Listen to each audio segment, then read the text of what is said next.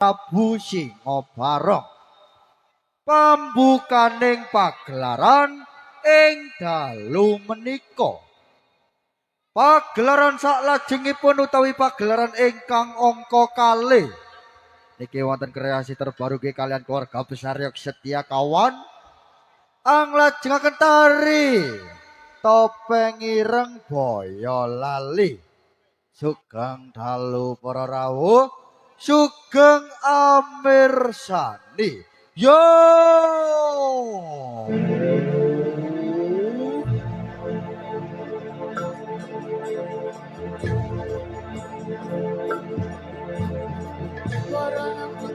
Kaca Gregorem kakiang kayang yo prakoco bareng-bareng ngakuri budaya Jawi.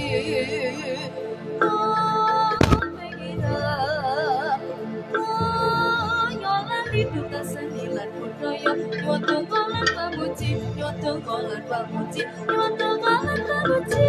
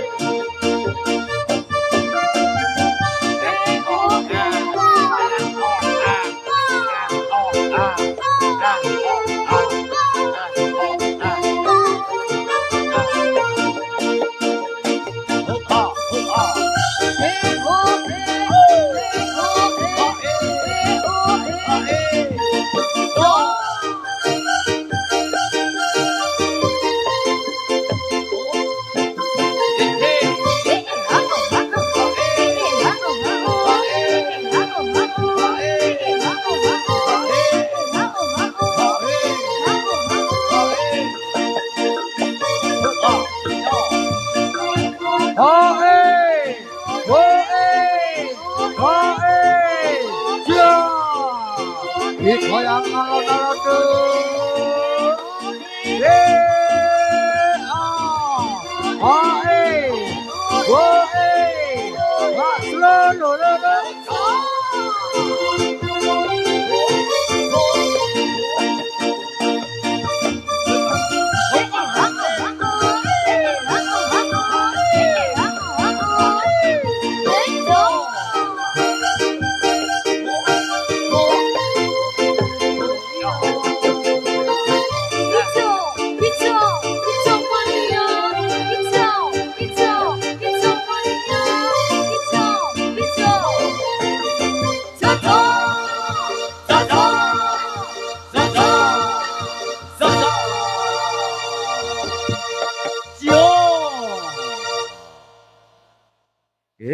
Tari Topeng Ireng Boyolali. Papa cacai ayu-ayu rupane nggih sampun sowan teng dalemipun Bapa Bidan nggih sanetosa keluarga nggih. Bonu sing alit nggih niku sing alit tasik putu wayah saking Bapak Jai nggih tasik umur 4 tahun nggih wis nulungi masing golek dhuwit nggih. Tari Topeng Ireng Boyolali kersane tambah gayeng tambah meriah disukani gending-gending nggih niki pamundutan gending kathah nggih saking derek-derekipun masyarakat dusun Karang Cukup Kunir Kidul. Betul nggih. Pambukane gending paling enak paling sae niki wonten pamundutan gending saking Bapak Eko Naila nggih sing duwe bulan besar. Ngersake gending ingkang angka 1 kari drita. Ditarik alon-alon. Dados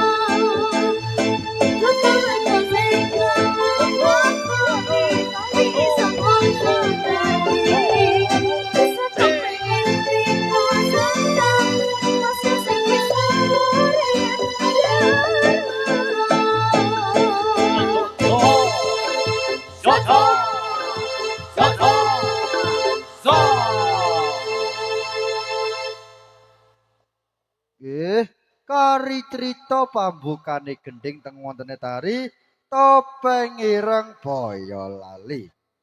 Gending salajengipun utawi gending ingkang angka kalih nggih. Ngalih nang genduk Cesya malih nggih niki wonten pamundutan gending saking Mas Jayus Balon nggih. Ngersakake gending Selendang Biru. Dados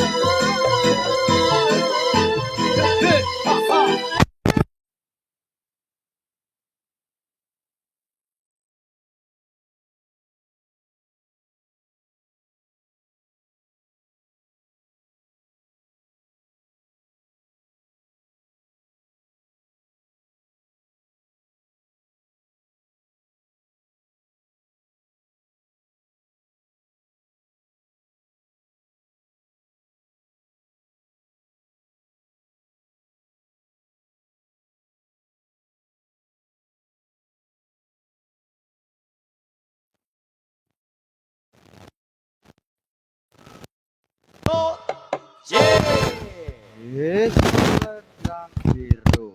Nggih, gending ingkang angka kalih teng wontene tari topeng ireng Boyolali. Nggih. Nggih menika pamungkasing gending utawi gending ingkang telah aja omong ae. Nggih, sing siaran bingung. Nggih. Nggih menika pamungkasing gending utawi gending ingkang telahir. Nggih amargi waktunipun cukup ayo genduk barisane ditata maneh bali-bali nang panggonane ndang diganti gebiare reok setia kawan. Yo!